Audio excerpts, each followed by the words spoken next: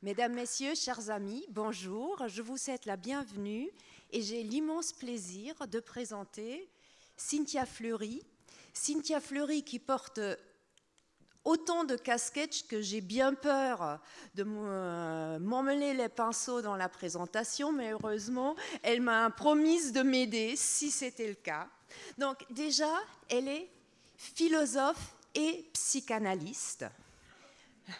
Mais non, je continue quand même avec votre permission un tout petit peu.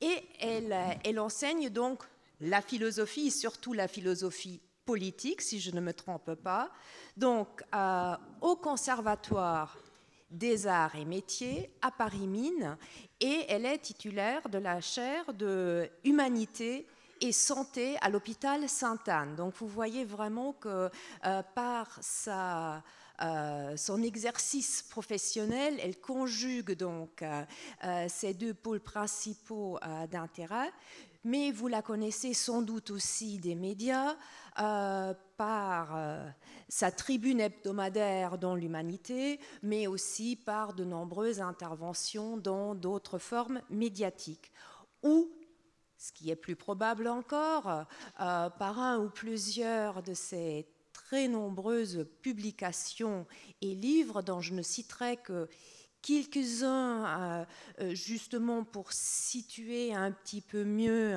votre travail pour ceux qui peut-être vous connaissent encore un tout petit peu moins.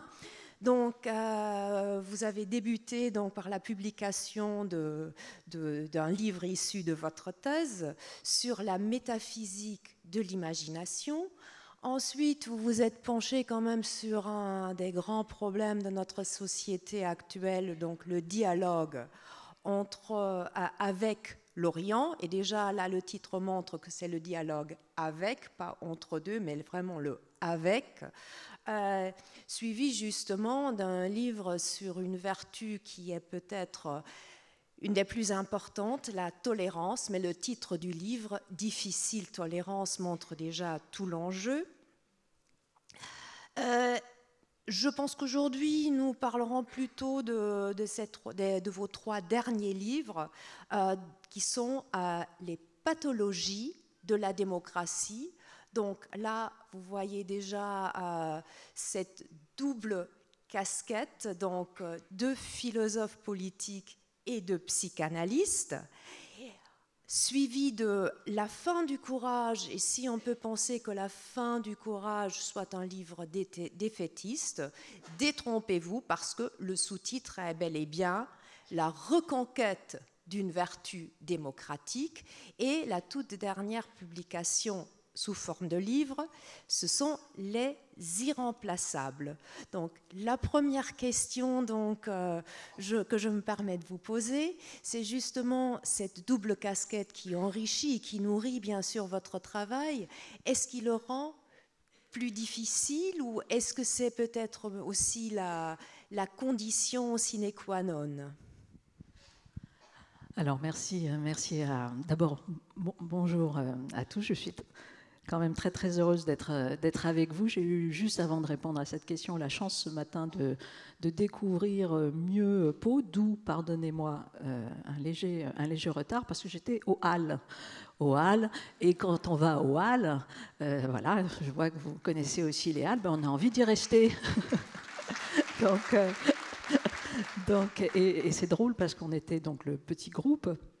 Et vous allez, je ne sais plus si Michel Lussot a parlé ou pas, ou si, oui, il a parlé. Bon, et donc Michel était là également, et de fait, il a théorisé la question des hyperlieux. Et c'est vraiment, les Halles, un hyperlieu. C'est un lieu où, bon, d'abord, on se sent bien, il y a une question un peu comme ça de faire forum, et puis en même temps, je voulais absolument que mon cher et tendre allait faire les courses parce que, bon, bref. Donc, tout ça pour dire que donc c'était vraiment très agréable et c'est vraiment une joie d'être avec vous. Alors, pour répondre à votre question, ce n'était pas parce que l'histoire, on l'a fait souvent après, hein, donc de manière inaugurale. Moi, j'ai été une très jeune analysante. Donc, je suis rentrée en analyse très jeune. Je devais avoir, enfin très jeune, je devais avoir 17 ans. Et pour la petite histoire, je ne sais pas si je dois raconter cette histoire en même temps, mais l'histoire est la suivante. Ma mère m'avait invité, je ne sais pas comment il fallait le prendre, mais à aller voir son propre analyste, qui était à l'époque monsieur Pierre Fédida, qui était aussi et qui étonnamment venait aussi de la philosophie. Je dis tout ça parce que, l'air de rien, c'est peut-être pas si anodin. Et quand j'ai rencontré Pierre Fédida, il m'a dit, voilà, vous allez devenir, a priori, parce que je voulais déjà faire de la philosophie, faites conjointement avec moi une thèse en psychopathologie, bien sûr. Bon, j'ai dit non, et j'ai préféré faire un travail personnel, d'analyse. Et puis l'histoire a fait que petit à petit, je devenais quand même une analysante très capée, les années passant, et j'ai commencé à rencontrer des collègues vers 2003, qui travaillaient précisément sur les dysfonctionnements de la démocratie, mais du côté clinicien. C'est-à-dire que c'était des psychiatres, c'était des médecins du travail, etc. Et moi, je venais d'un territoire qui était d'abord la métaphysique, ensuite la philosophie en fait politique et morale. Je dissocie très peu les deux dans mon travail. Bien évidemment qu'il faut les dissocier à la fois pour les penser et même pour les préserver l'un de l'autre, mais je crois que nous comprenons ici à quel point l'état de droit construit un ethos, une manière d'être. Et un ethos, ça renvoie directement à des questions éthiques.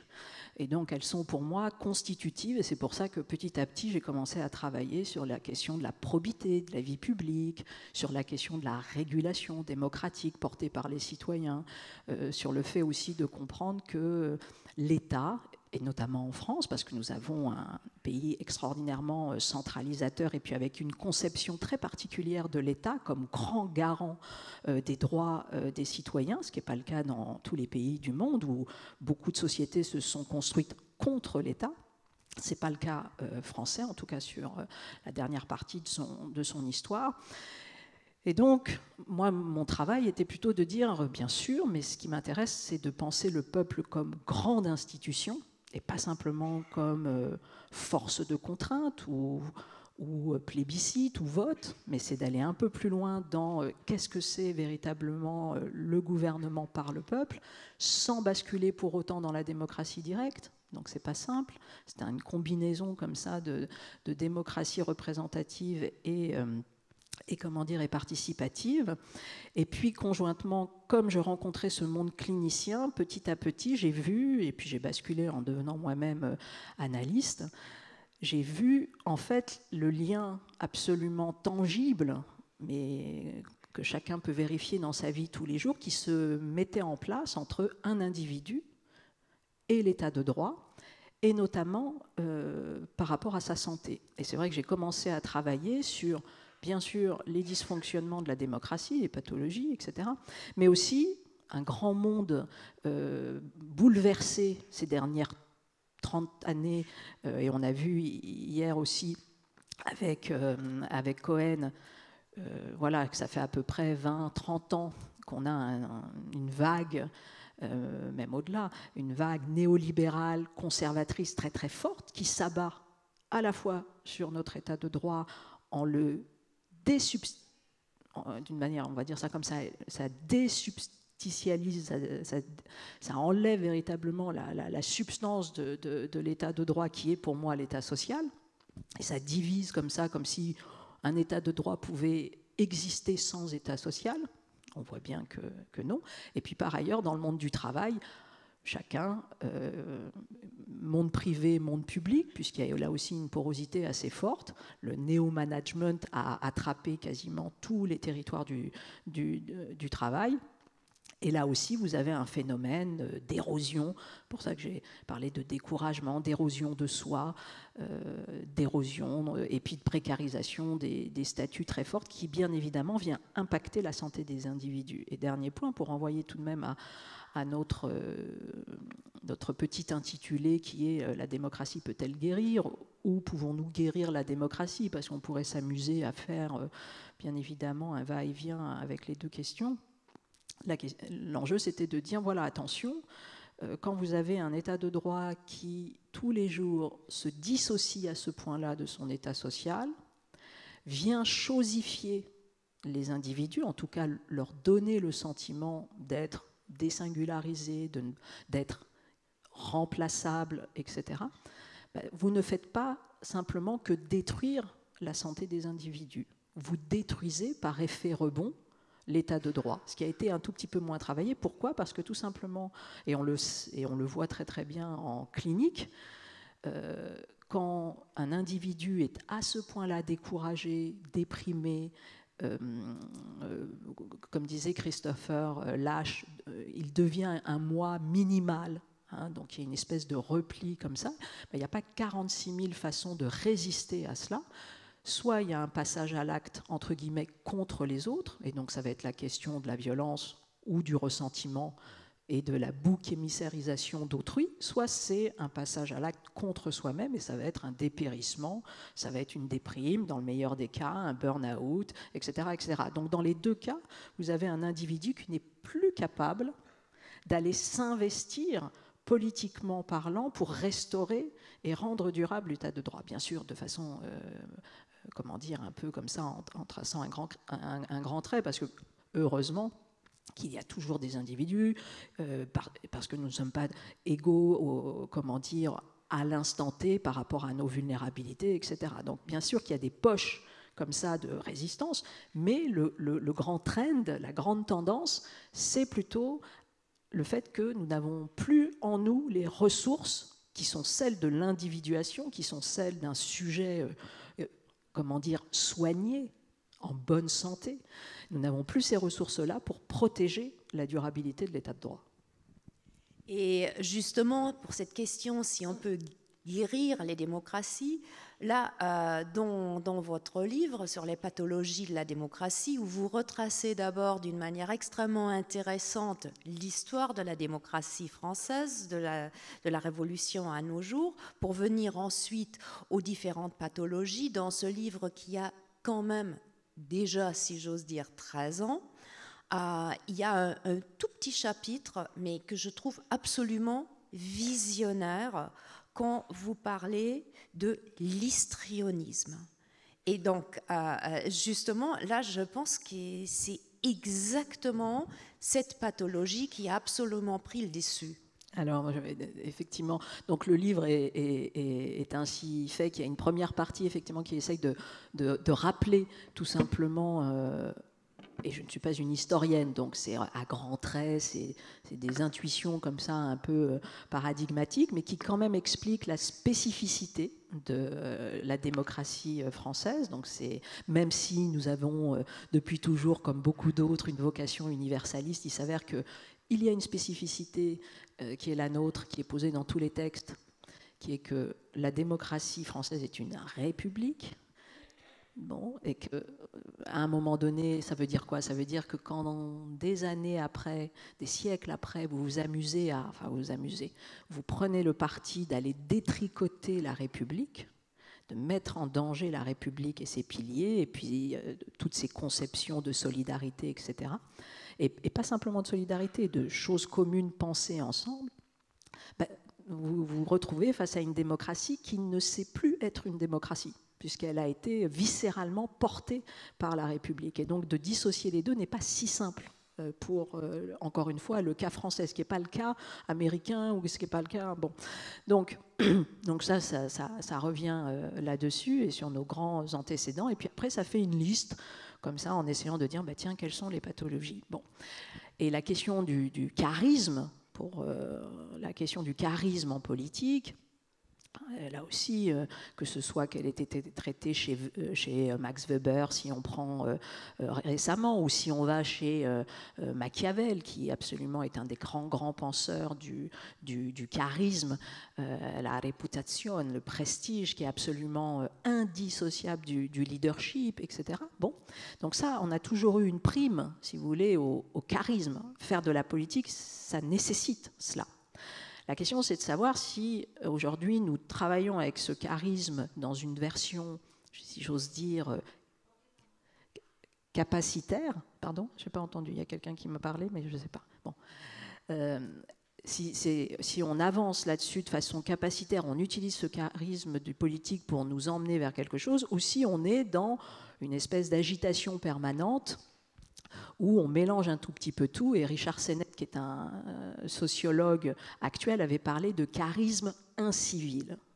Charisme incivil, c'est un histrion, véritablement. Alors un histrion, au départ, c'est une sorte de mauvais acteur, mais poussé dans son apanage politique, c'est véritablement quelqu'un, si vous voulez, qui veut capter sans cesse l'attention. Et là, tout d'un coup, je dirais qu'on a quelques-uns qui arrivent dans notre paysage. Voilà, bon, le simple rire font que chacun a un peu le sien. Bon, il y en a qui ont des espèces de volutes un peu jaunes sur la tête, par exemple. Bon, ça, pour ne pas le nommer. Pour ne pas le nommer. Et justement, et donc ces histrions, cet histrionisme politique, c'est une des pathologies de la démocratie actuelle. Alors on peut l'expliquer par plein de raisons. Notamment, c'est vrai que vous avez des outils aujourd'hui qui, je dirais, qui facilitent ça, qui promeuvent ça. Les réseaux sociaux, le fait que tout d'un coup, un tweet 140 caractères ou autre, soit beaucoup plus pertinent que tout d'un coup, enfin pertinent dans l'effet à l'instant T qu'il peut produire que bien évidemment la politique publique la plus savante. Et donc cette difficulté-là fait que le seul souci, si vous voulez, c'est que, encore une fois, l'état de droit, la démocratie comme état de droit, c'est-à-dire comme tentative de mettre en place du logos, c'est-à-dire le logos au sens de la parole et de la raison. C'est quand même ça le rêve. Hein. Le rêve de la démocratie, c'est que tout d'un coup, des hommes se donnent le droit d'inventer un régime qui, à un moment donné, va tenter de penser une émancipation collective. C'est un rêve. C'est un rêve. Alors, nous essayons d'en faire une exigence, mais c'est une fiction. Bien évidemment que ça n'existe pas. Et c'est ça le grand rêve de la démocratie, c'est que c'est quelque chose qui n'existe pas, et c'est cette idée régulatrice qui nous tient. C'est-à-dire que nous ferons tout pour aller vers cela. Là, pour le coup, et bien évidemment, vous ne pouvez pas avoir un usage sophistique, histrionique de la parole quand vous tentez de mettre en place cela. C'est antinomique, puisque la sève régulatrice de l'état de droit, c'est la parole, c'est la qualité de la parole. Et donc, c'est très très important, et je pense d'ailleurs que le succès, entre guillemets, des moments comme celui d'aujourd'hui. Mais il y en a d'autres. Je voyais encore hier la nuit de la philosophie à l'UNESCO remplie, ou juste avant le grand raout du Monde, ou encore à Grenoble, etc. Donc, et ce sont des espaces, si vous voulez, qui sont investis d'une certaine manière par nous tous pour repenser, je pense vraiment, trouver un tout petit peu pour créer une garantie de la qualité de l'espace public. Parce que l'espace public, en ce moment, en tout cas dans sa qualité de délibération publique, est menacé. Est menacé par, non pas, je ne veux pas dire menacé parce que je suis un grand défenseur des réseaux sociaux, mais par un certain type d'usage de nos méthodes, comment dire, d'accélération totale, de saturation d'informations et surtout de polémique à deux balles pour, bien évidemment, encore une fois, faire une confiscation de l'attention. Et, pardonnez-moi, je suis trop longue, la démocratie, ce n'est pas un phénomène de captation de l'attention, c'est un phénomène de construction de l'attention, ce qui n'est pas la même chose. Absolument. Et disons, avec ce que vous venez de dire, pour faire un peu d'autocélébration paloise, cela peut aussi expliquer, je pense en partie, l'énorme succès de cette manifestation. Les idées mènent le monde. Et donc, justement, vous avez évoqué la naissance de la démocratie. Et là encore, c'était encore un chapitre relativement petit dans votre livre que j'ai trouvé extrêmement intéressant. Vous voulez dire danse? j'ai bien compris. Non, qui correspond avec mes centres d'intérêt. C'est du pur égoïsme. Et donc, justement, ce chapitre, en finir avec le monodémocratisme. Alors, oui, ça, c'était... Alors, c'est très rapidement aussi, enfin, j'ose plus dire ça, mais donc, voilà, ça renvoie tout simplement à qu'est-ce que la définition de la démocratie. Très, très rapidement, en gros, vous avez deux grandes définitions qui d'ailleurs sont entrelacées. Et moi, dans le texte des pathologies de la démocratie, je me suis référée à définition notamment, qui est donnée par John Rawls, qui est un grand philosophe américain, et également par Amartya Sen. Amartya Sen, avec lequel j'avais la chance d'ailleurs d'être encore il y a quelques jours. Et donc, les deux ont posé la chose suivante, c'est de dire, voilà, qu'est-ce que c'est qu'une démocratie? C'est deux choses. C'est d'un côté tout ce qui renvoie au régime, à la procédure, au protocole, aux institutions, au scrutin, au vote. Voilà, ça, il n'y a pas de démocratie sans ça, c'est évident. Sauf que ce n'est pas suffisant. Il y a une deuxième définition, mais qui est accolée à la première, qui dit tout simplement que la démocratie, c'est nécessairement ce que Rawls appelle l'exercice libre de la rationalité publique.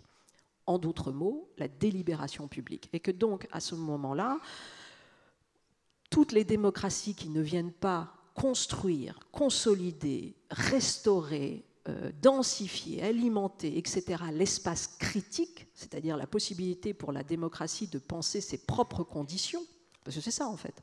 C'est non seulement on a un régime, mais surtout on a la boîte noire et l'accès inclusif à la boîte noire. Si on n'a pas l'accès inclusif à la boîte noire, mais pas simplement en termes de fond, consentement et de dire « ah ben c'est lui », non ça ne suffit pas, c'est lui. De désigner le chef ne suffit pas. Il faut penser la chose commune ensemble. Il faut avoir accès à la conception du juste. Rien à voir avec le chef. Conception du juste, c'est se dire, tiens, moi, citoyen, lambda, je peux tout d'un coup, à un moment donné, dans mon histoire, participer à la conception du juste de la société. Et ça, comment je le fais? Par la délibération publique, par l'accès à la délibération publique. Donc c'est tout à fait important. Il faut bien dissocier la conversation amicale, privée, qui est absolument nécessaire. On refait tous le monde dans les dîners en ville, et tant mieux, mais ce n'est pas ça.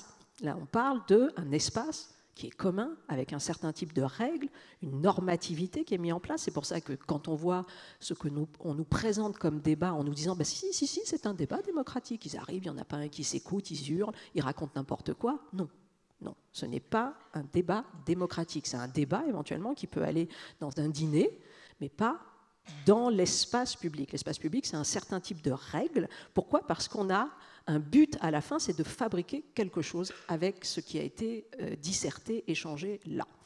Donc, ça, c'est la définition. Ils disent, ben, ça, et bien évidemment, c'est la question de la culture, de la société, c'est la question à ce moment-là de l'école, de l'enseignement, de l'éducation, des médias libres, parce qu'une démocratie sans, comment dire, possibilité d'indépendance des débats, compliqué, puisque si on veut penser les conditions réflexives de la démocratie, on est un petit peu short si on ne va pas à l'école et si on n'a pas des médias libres. On est d'accord. Mais c'est aussi la question de la santé, parce que bien évidemment, si on se bagarre sans cesse pour la question de la survie, on ne s'occupe pas non plus de la démocratie, on s'occupe de sa survie. Bon. Donc on a deux grands territoires comme ça. Et pourquoi monodémocratisme? Alors maintenant, parce que si vous voulez, à partir de ce moment-là, Amartya Sen, qui n'est pas historien, et c'est sans doute parce qu'il n'est pas historien qu'il se propose cette liberté, il est économiste, il dit, ben, en fait, il faut rendre beaucoup plus extensive la définition de la démocratie. En tout cas, il faut rappeler que ce versant numéro 2, là, de la délibération et de la qualité de la délibération publique, il est tout à fait important. Et à ce moment-là, il propose ce qu'il appelle une histoire globale des démocraties, où il vient poser le moment grec périclétéen, bien sûr de manière absolument déterminante, mais il va aller chercher aussi la question la constitution du Japon, 7e siècle, Kempo, il va aller dans des traditions africaines de concertation, entre guillemets, avec bien sûr des villages entiers, mais qui essayent de construire une délibération publique. Il va aller vers Ashoka, 3e siècle avant Jésus-Christ, pour dire, là, vous voyez, vous avez un très très grand empereur qui a posé au cœur de tout le pluralisme religieux.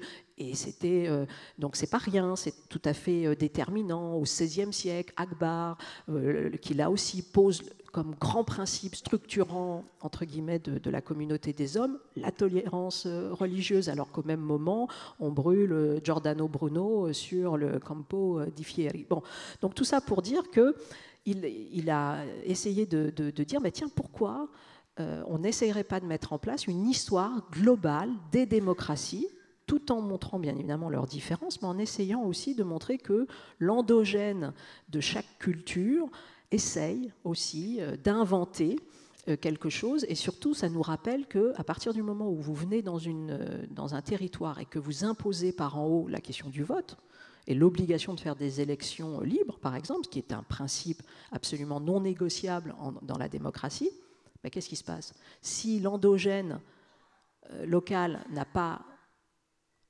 mis en place cette culture du débat public et cette possibilité du débat public, vous vous retrouvez avec le fait que vous allez élire les moins démocratiques locaux. C'est aussi bête que ça. Bon. Donc tout ça pour dire que l'idée c'était de dire attention, le mono comme le monothéisme, le monodémocratisme, ne rentrons pas là-dedans. Il n'y a pas une seule et unique manière de faire démocratie. Il y a deux grands principes qui nous structurent.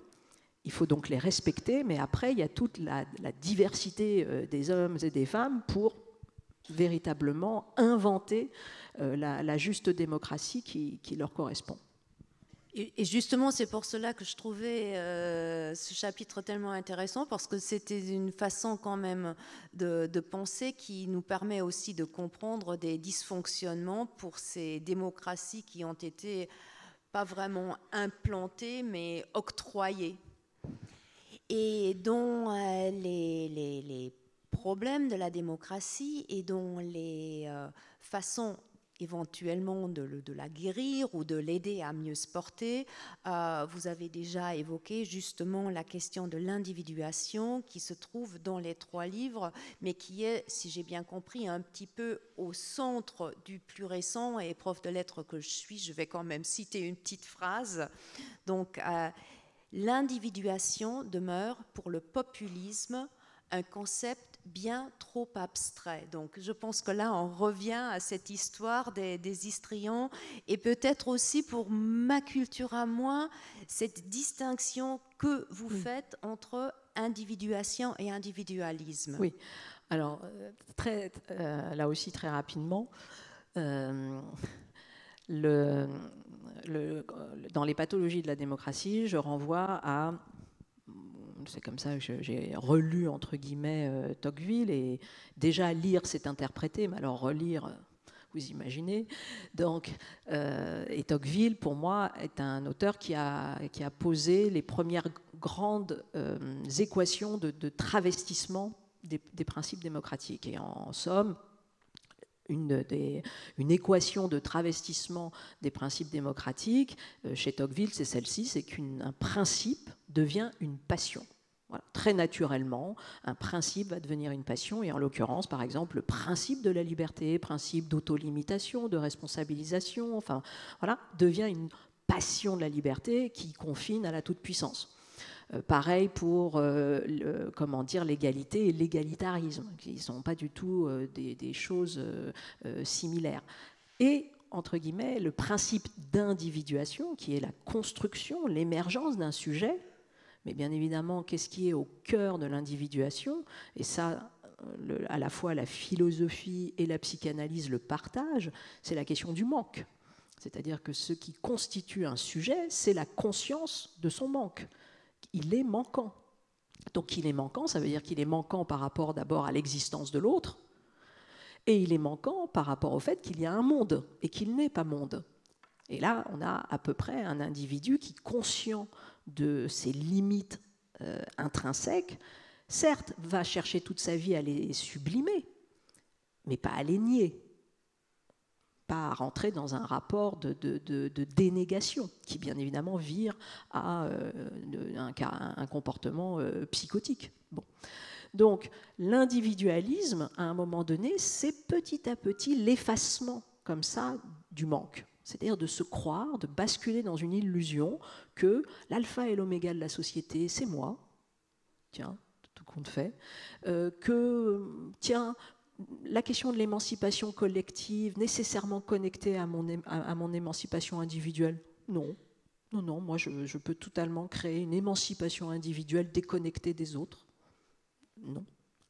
Donc, mais on a ça aujourd'hui, on a toute une partie d'entre nous, les mieux lotis bien évidemment, qui, le terme a été maintes fois utilisé, qui entrent en sécession, c'est-à-dire qui se dissocient financièrement, parce qu'ils le peuvent bien évidemment, mais quasi métaphysiquement, du reste du monde, en pensant que non, la construction de leur sujet, elle peut être totalement déconnectée des autres et du relationnel avec les autres, et même avec le monde vivant, etc. etc. Donc, voilà, c'est ça la différence, si vous voulez. C'est que d'un côté, vous avez une illusion d'autonomisation folle, et puis de l'autre côté, vous avez au contraire la volonté, bien évidemment, de construire une autonomie, mais comme disait Ricoeur, d'une autonomie qui est traversée par la vulnérabilité qui est constitutive de chaque être, et heureusement, parce que sinon elle serait machinique.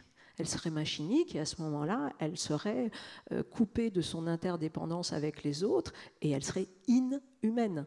Donc, et c'est encore une fois sur des dysfonctionnements que l'on peut voir encore avec soit la question du rapport avec le vivant, soit tout simplement les modèles solidaires qui aujourd'hui en prennent un sacré coup. Et je pense que là, il y a de nouveau à faire le rapport avec l'histrionisme. L'histrionisme, de toute façon, c'est le grand patapouf, si vous voulez, de ceux qui pensent ça, qui croient ça, ou qui créent cette illusion-là. Et effectivement, je peux comprendre, encore une fois, qu'on ait chacun l'illusion d'une toute-puissance et l'illusion de se déconnecter des uns et des autres pour penser sa propre émancipation. Dans les faits, c'est absolument impossible. Bon.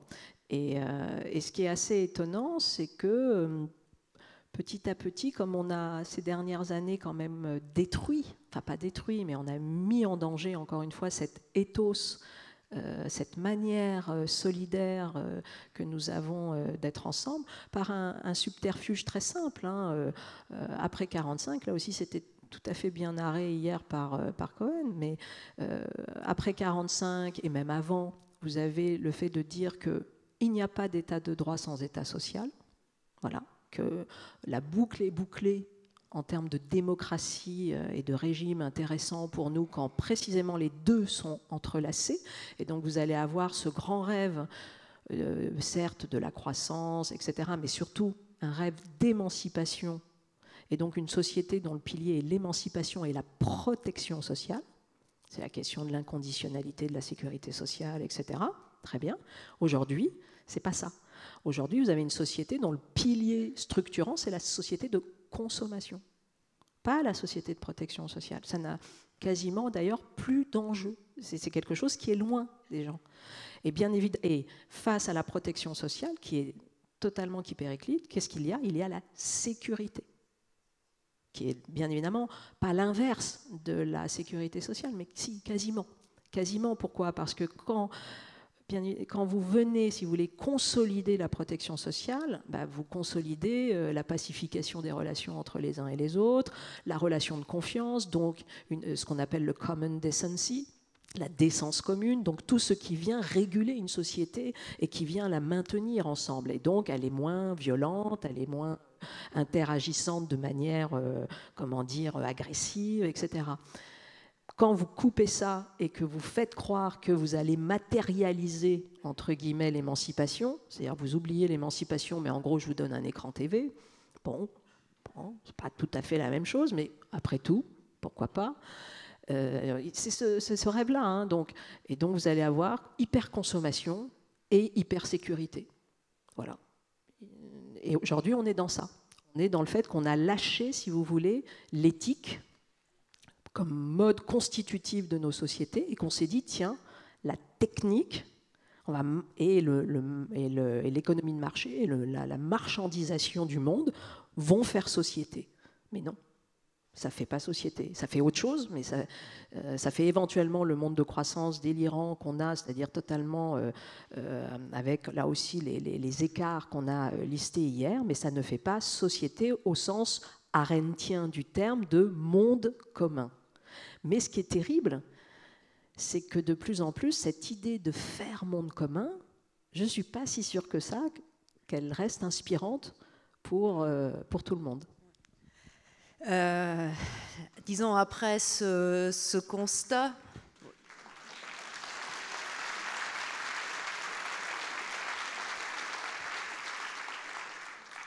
j'allais dire probablement, mais de toute évidence partagé par la salle, un constat qui n'est certainement pas réjouissant, essayons quand même de penser un petit peu au remède. Et donc, moi, je me suis déjà dévoilée en tant qu'enseignante. Et un des très nombreux fils rouges dans votre pensée, c'est quand même aussi l'éducation. Là encore, je vous recite, donc dans les pathologies de la démocratie, vous dites, et là encore, on ne peut être que trop d'accord, l'école est le haut lieu politique. Ensuite, dans la fin du courage, vous écrivez que le courage s'enseigne, et l'apprentissage est sans fin, et c'est surtout dans les irremplaçables que vous donnez beaucoup d'espace à cette idée. Et bon, là, je n'ai pas marqué l'endroit que je voulais citer, juste corner la page. Et donc, je ne vous citerai pas une troisième fois, et je vous donne la parole. C'est bien, mais pour une fois, ça ne m'arrive pas à moi. Parce que tout le temps, dans tous les cours, et le problème, c'est que maintenant, les cours sont filmés, alors donc c'est une honte absolue. Et, nous aussi, hein. Voilà, vous aussi, voilà. Et on est là, et à chaque fois, je dis à celui qui fait la captation, tu me couperas ça, parce que je cherche pendant des plombes, bien évidemment, l'endroit où c'est noté. Bon. Alors, oui, la question de l'éducation, je voulais juste tout de même, parce que c'était d'ailleurs la question qu'on m'avait posée dans le journal qui a été fait notamment pour la publication qui a été faite pour Les idées mènent le monde, optimiste, pessimiste, etc. Et c'est vrai que je suis absolument pas ce qu'on appelle décliniste, ni nostalgique. J'ai absolument aucune nostalgie de ce qui était avant, et je défends un idéal régulateur du progrès au sens des Lumières, perfectionnement moral, etc. Donc je m'inscris totalement là-dedans. Et tout ça pour dire, si vous voulez, c'est que la question n'est pas de savoir si ça va bien ou mal se passer, etc. La question, c'est que la situation est extrêmement complexe, difficile, et qu'elle nécessite absolument notre engagement. C'est tout. Et là, après, si vous voulez, dans cette obligation-là, chacun fait comme il veut et comme il peut. Parce que nous ne sommes pas au même endroit en termes de précarisation, des statuts, ou morales, ou psychiques. Il y en a qui sont plus malades, etc. Donc, ceux qui sont davantage protégés, pour moi, doivent prendre le lead. Moi, je ne demande pas, mais je vais faire une comparaison qui n'a pas de sens, mais vous allez comprendre. Je ne demande pas à mes doctorants ou à mes stagiaires au labo de faire la régulation du labo. Je veux dire, il y a un moment donné où, alors que à chaque fois, ils peuvent être ou pas continués et mis à mal par les professeurs qui sont là et qui sont statutaires. Enfin bon, bref. Donc, il est évident qu'il y a un agencement subtil pour voir ceux qui peuvent porter, ceux qui peuvent accompagner, etc. Et c'est pour ça que ça demande des stratégies collectives fortes. Bon. Donc moi, je crois définitivement à ça. Je crois à cette mobilisation-là. Et j'y crois non pas parce qu'elle va changer le monde, sans doute, peut-être, mais personne ne sait. Si vous voulez, on n'a pas le... On peut définir aujourd'hui les conditions de transformation, on les connaît, l'éducation notamment, etc. Mais on ne peut pas annoncer le timing de cette transformation. C'est extraordinairement compliqué. En tout cas, moi, je ne sais pas. Je ne sais pas.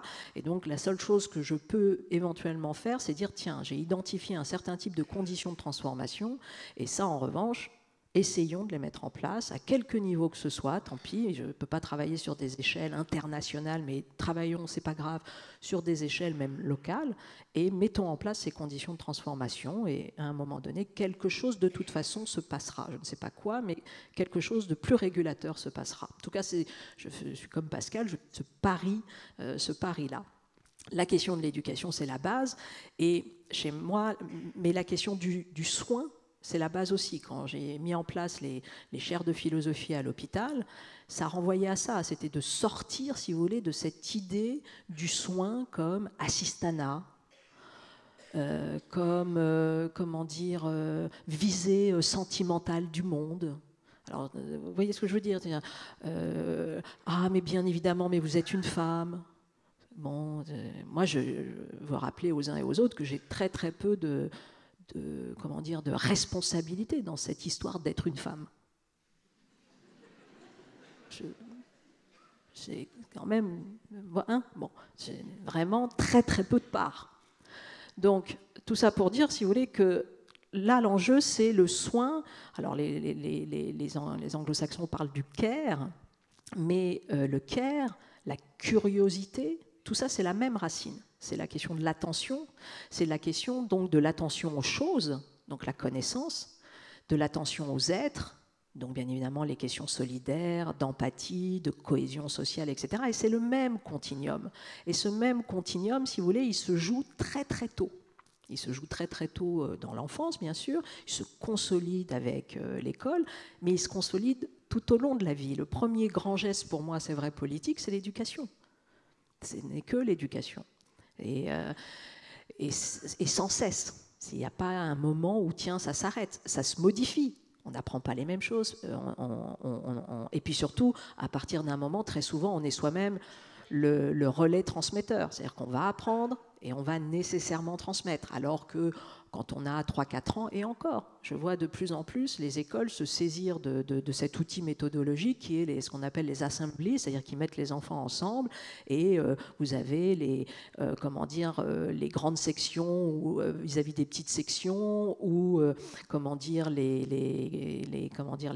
c'est loin, pardon, les CE1 ou les CE2 qui vont venir causer au CP et qui déjà viennent leur raconter des choses dans un exercice plutôt de socialisation, bien sûr, de mise en confiance, plutôt que de transmission. Mais quand même, c'est déjà en fermant comme ça un geste de dire tiens, je suis un passeur. Ça me traverse.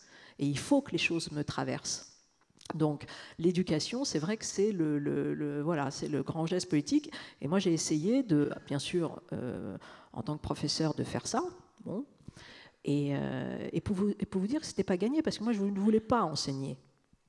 Enfin, vraiment, je l'ai dit quand j'ai soutenu ma thèse. À la fin, on m'a dit voulez-vous, voilà, on va vous faire bientôt docteur. Vous voulez donc être à l'université? J'ai dit non. C'est marqué dans le rapport de ma thèse. Ça a été très très mal pris d'ailleurs. Ne veut pas enseigner. Et alors, le changement, comment est-ce qu'il est advenu? Peut-être comme dernière question. Le changement, ça s'appelle la contrainte. Voilà, bon, ça ne fait pas que des mauvaises choses, là, mais de fait, le changement, c'est fait que moi, le premier laboratoire où j'ai atterri, mon directeur de recherche m'a dit, ah, mais moi, tous mes chercheurs, sous-entendu, les chercheurs n'enseignaient pas à mon époque, moi, tous mes chercheurs sont des enseignants-chercheurs. J'ai dit, mais c'est une arnaque absolue, ce truc.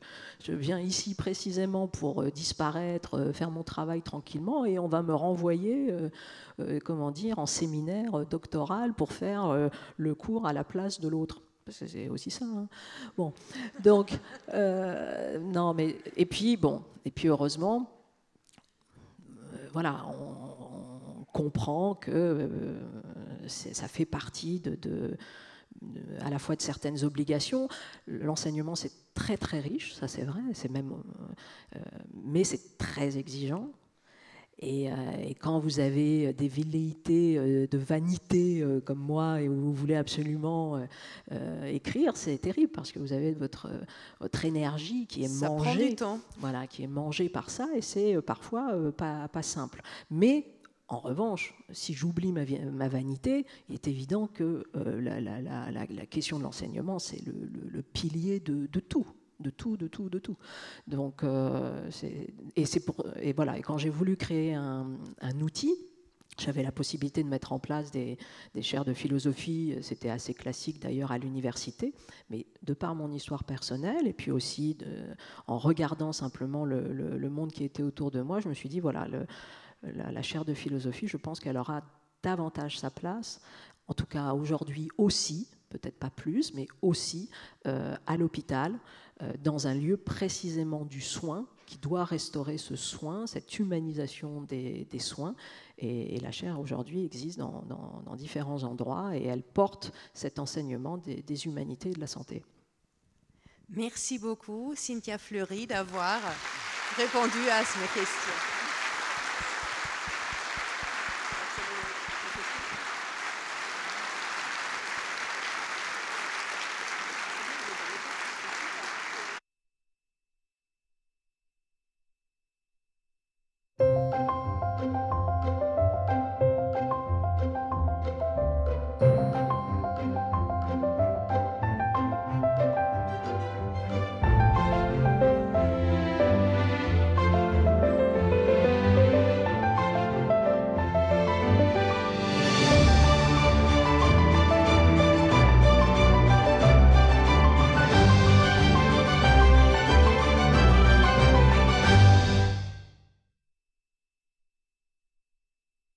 L'immense privilège de pouvoir poser les questions. Ça y est, je pense que c'est revenu. Après avoir